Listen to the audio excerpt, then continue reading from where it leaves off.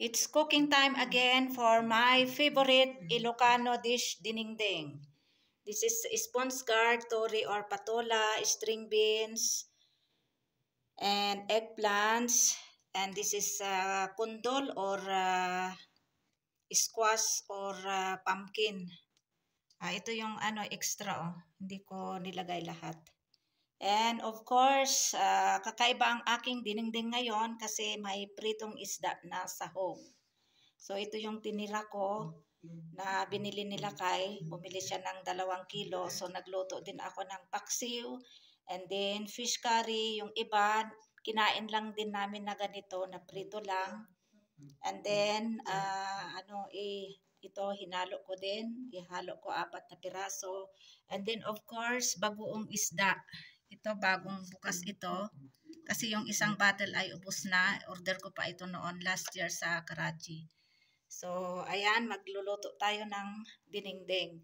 Ito, organic ito. Ito, hindi binili ko. Binili ko din. Ito, organic. At saka ito lahat, organic lahat. Bawang, sibuyas, at saka kamatis.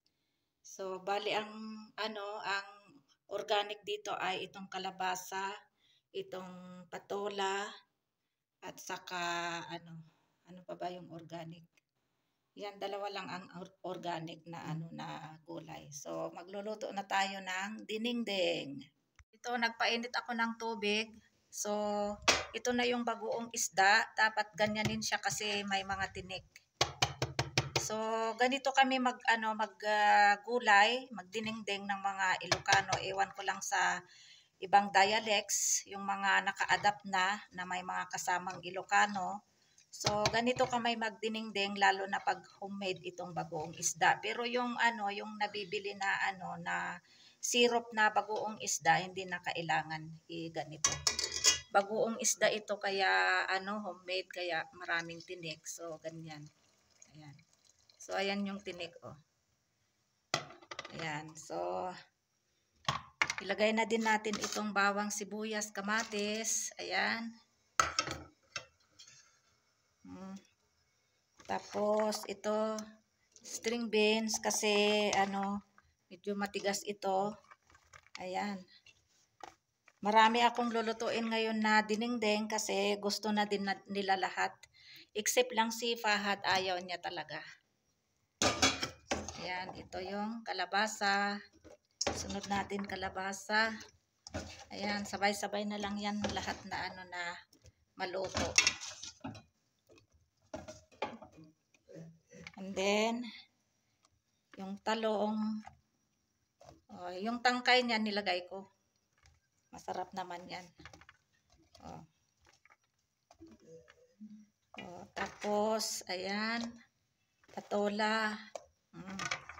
Ayan, sama-sama na yan lahat. Magrambol na yan na maluto lang.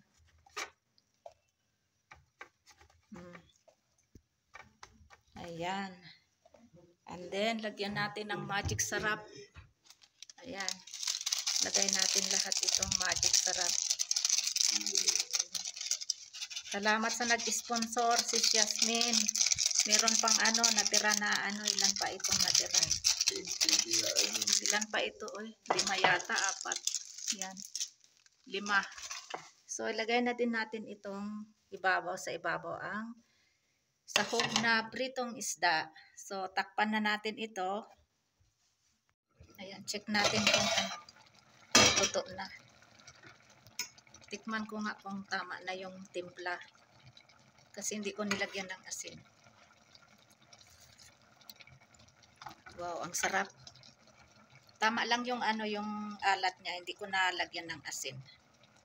Ayan ang aking dinengdeng.